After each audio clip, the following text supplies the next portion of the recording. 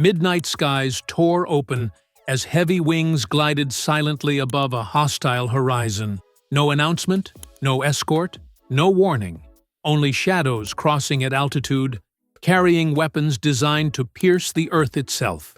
In a single coordinated instant, decades of construction vanished beneath thunder that no one saw coming.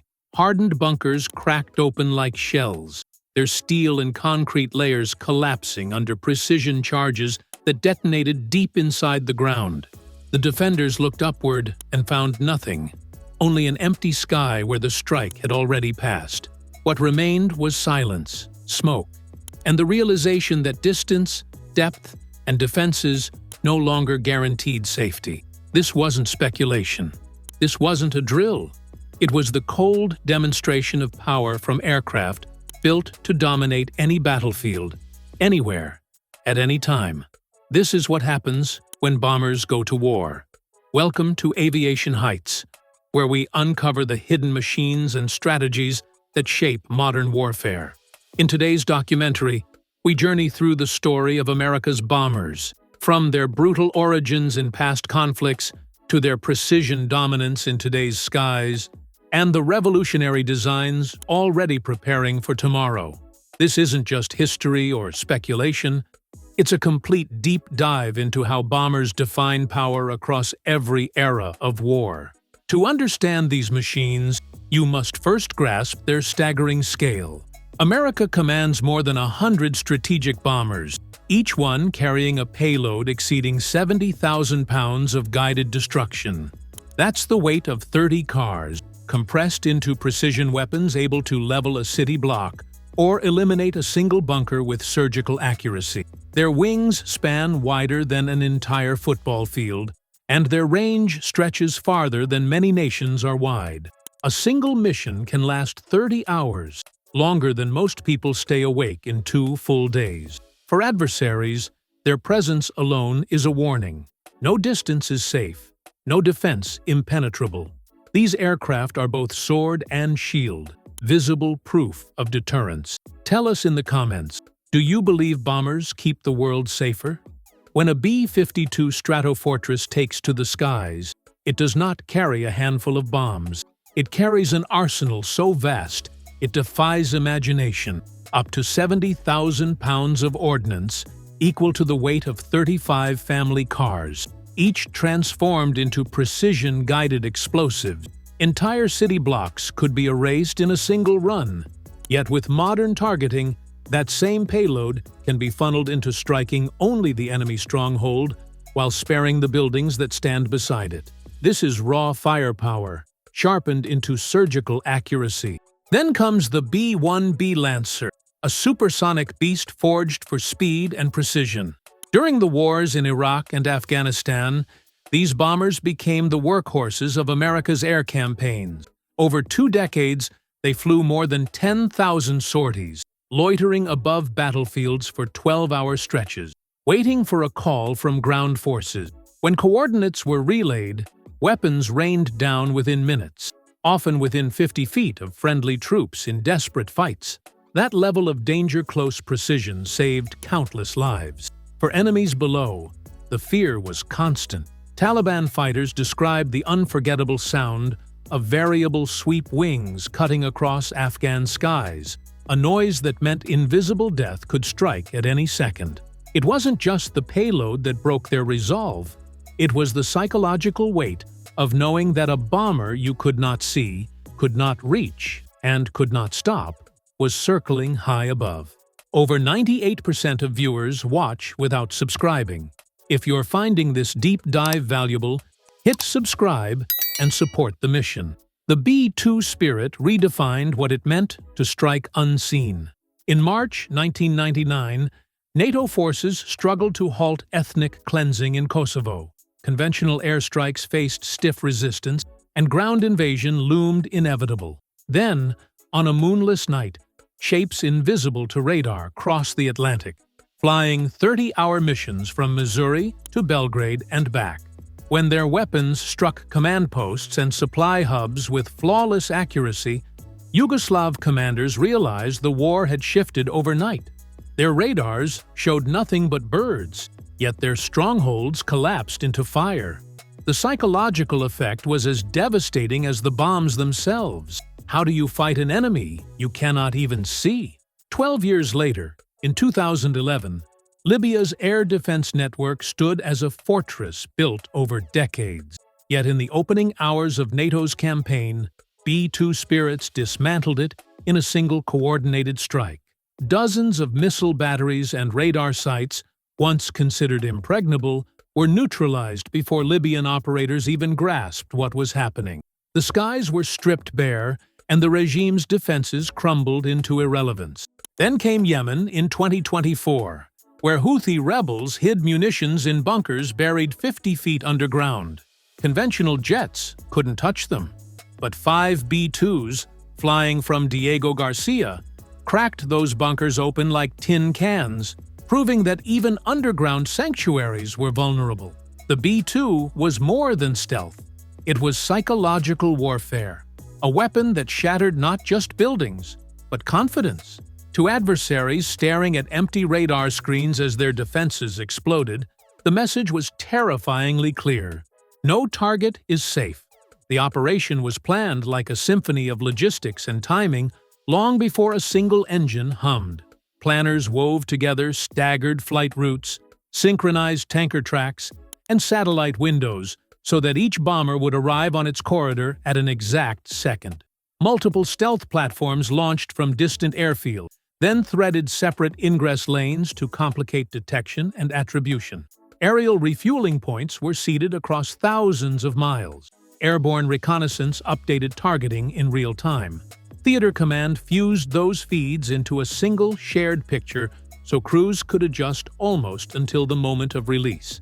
When the strike commenced, it did so with clinical choreography. Massive penetrator weapons struck in tight sequence, their fuses programmed to detonate at engineered depths. Deeply buried halls and reinforced vaults, the product of 15 years of clandestine construction, were opened like cans, collapsing internal systems while leaving peripheral infrastructure relatively intact.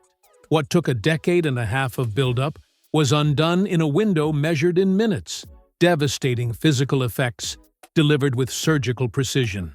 Equally significant was the operation's tempo and recoverability. Aircraft transited long ranges, refueled on pre-planned tracks, executed their profiles, and returned to home bases without a single detected engagement or loss. A technical and logistical triumph that broadcast capability without escalation. The message traveled as far as the explosion.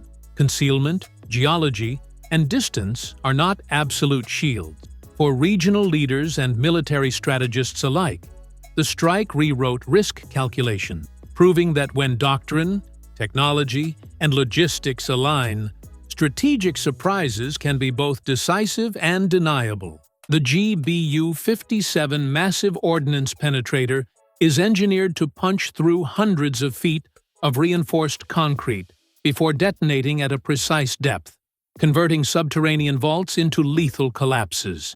Its hardened casing survives extreme impact, its fusing assemblies time detonation to maximum effect. Guidance integrates inertial navigation with high-precision GNSS and terminal seekers, so the weapon can land within mere feet of its intended aim point, even after long-range release. But the warhead is only part of the story.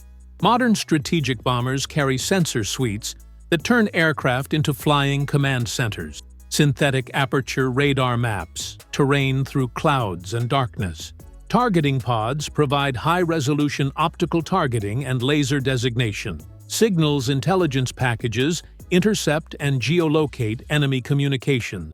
These systems feed a real-time picture into onboard mission systems and to remote analysts, allowing weapon aim points to be updated up until the last seconds. Electronic warfare arrays protect the aircraft by jamming or deceiving hostile radars, while cyber-resilient links preserve command and control. The result is a tightly coupled sensor-to-shooter loop, where observation, decision, and lethal effect happen as one concerted act, precision delivered with overwhelming knowledge. That fusion of ordnance, sensors, and data gives commanders choices they did not have before today. Strategic bombing once meant vast formations flying in tight columns. A thunderous tide meant to overwhelm defenses and shatter industrial capacity. Those World War II armadas rained indiscriminate destruction because saturation was the only reliable method. Today's logic is inverted. Stealth, precision, and information replace mass. Modern bomber missions deploy small, networked groups that exploit low observability and standoff effects rather than numbers. Satellites, unmanned aerial systems, and ground sensors fuse into a single targeting picture, enabling crews to identify and engage fleeting targets with minimal footprint. That networked targeting compresses decision cycles, finding, fixing, and finishing targets rapidly, so one bomber can accomplish effects that once required squadrons. The tactical shift reduces collateral harm by tailoring effects to specific military nodes instead of entire city sectors. In short, the evolution from carpet to scalpel makes air power more discriminate, more strategic, and paradoxically, more politically usable.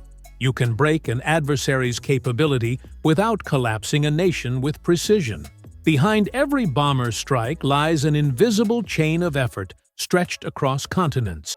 A single mission can demand half a dozen aerial refuelings, tankers orbiting in carefully mapped tracks like lifelines in the sky. Weather officers monitor storms across oceans, rerouting aircraft hours before they enter contested airspace. Global bases stand ready as recovery fields, their runways and crews synchronized to absorb aircraft that have flown tens of thousands of miles. But the true weight falls on the human backbone of these operations. Maintenance crews work around the clock, tearing into engines, replacing parts, and improvising repairs under floodlights so that machines return to the fight at dawn. Supply chains move like arteries, pushing specialized components into remote corners of the globe. For every bomber in the air, hundreds labor on the ground, sustaining the rhythm of warfare. Precision strikes may last minutes. Sustaining them demands endless endurance. Modern adversaries no longer rely on static cannonades. They weave layered, mobile defenses designed to catch anything that tries to cross their airspace. Systems like the S-400 and the emerging S-500 family combine long-range tracking, multiple radar bands, and mobile launchers that can leap between positions. A web of sensors that can, in theory, spot and engage high-value aircraft from hundreds of miles away. Radars now practice frequency agility and signal fusion, hunting for the faintest signature and stitching contacts into a coherent picture. The response is not a single fix, but a toolkit, advanced low observable shaping, onboard electronic attack packages that blind or spoof hostile sensors, and new platforms such as the B-51 with materials and designs intended to push detection thresholds lower. Electronic warfare suites now act as mobile shield and sword, jamming, deceiving, and collapsing enemy sensor confidence so a bomber can enter, strike, and exit. Yet technology alone does not win the day. Crews endure missions that strain body and mind, sorties that can exceed a full day, nights without meaningful decisions made under compressed timelines with million-dollar weapons on the line. Pilots and weapons officers train relentlessly in simulators that recreate contested GPS-denied environments, practicing failures they hope never to meet in reality. The human toll is constant: cognitive fatigue, split-second judgment, and the pressure of commanding effects that can reshape geopolitics. In the end, penetrating modern defenses demands both cutting-edge systems and people hardened by training, because the most sophisticated countermeasures still bow to disciplined skill under pressure. The strength of a bomber is not only its size or stealth, but the arsenal it can deliver. Cruise missiles allow these aircraft to strike from hundreds of miles away, slipping under radar horizons and weaving through terrain before detonating on target. Cluster munitions spread destruction across armored formations or supply depots, disabling large areas with a single release. Precision-guided bombs, meanwhile, offer scalpel-like accuracy, a weapon through a single doorway, a strike on one command node while sparing the buildings around it. Commanders balance standoff against close-in strikes. Launching cruise missiles keeps bombers far from enemy defenses, but each shot carries enormous cost. Closing in for guided bombs means greater risk, but delivers heavier payloads at lower expense. These trade-offs, range versus risk, cost versus volume, precision versus saturation, shape every mission plan. This flexibility is the true edge. A single bomber sortie can be tailored to neutralize underground bunkers, dismantle radar arrays, or erase vehicle columns. Instead of one weapon, they carry entire strategies, flying toolboxes of destruction that can be adjusted to the battlefield's demands. The next era compresses time and multiplies decision speed. Hypersonic weapons promise to turn oceans into trivial distances, strike windows shrinking from hours to minutes, leaving defenders precious little time to detect, decide, or react. When a warhead travels at many times the speed of sound, calculus changes. Warning timelines collapse, and the advantage swings to whoever controls the launch. Artificial intelligence will knit together that shrinking timeline. Machine-driven data fusion can sift terabytes of sensor feeds, propose optimal aim points, and recommend routes in moments a human cannot. AI aids will not replace judgment, but they will accelerate it, surfacing options and risks so crews can choose with razor clarity under pressure. Unmanned systems will operate as force multipliers, scouts that loiter for days, decoys that confuse the enemy's sensors, and weapon-toting drones that extend a bomber's punch without adding crew risk. Manned-unmanned teams create asymmetric options, a crewed bomber directing dozens of unmanned platforms like pieces on a chessboard. But speed and autonomy raise questions. Who signs for lethal choices made at machine speed? How do rules of engagement adapt when human reaction is no longer the slow link? Doctrine, law, and ethics must evolve alongside capability, or humanity will be surprised by the very tools it unleashes. Bombers serve as airborne diplomats, projecting power without firing a shot. When they appear over the South China Sea, they remind the world that sea lanes will remain open. When they thunder across Europe, they reassure allies and warn adversaries that NATO's shield is more than a treaty. It is iron in the sky. Coalition deployments multiply that effect, binding nations together through shared missions and shared risks. For potential aggressors, the message is unmistakable. Any act of defiance will be met by more than one flag. This visible deterrence prevents wars before they ignite. Modern bombers do not fly alone. They ride on invisible highways of satellite and digital network.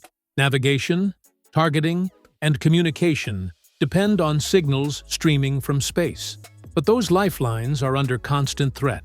GPS jamming, signal spoofing, and cyber intrusions that aim to blind or mislead. To counter, crews rely on layered defenses, hardened communication links, encrypted channels, and redundant navigation systems that can guide them even in a blackout. In this shadow war, protecting information is as vital as protecting steel. From the thunderous mass raids of the B-52 to the supersonic reach of the B-1, from the invisible shadows of the B-2 to the futuristic promise of the B-21, bombers have embodied reach, precision, and deterrence. They are more than machines. They are guardians sustained by the relentless crews and maintainers who turn steel and circuitry into living power. Their presence alone reshapes choices, preventing wars before they begin. If this journey through air power moved you, take a moment to like, subscribe, and share your thoughts below. Which bomber legacy impressed you most?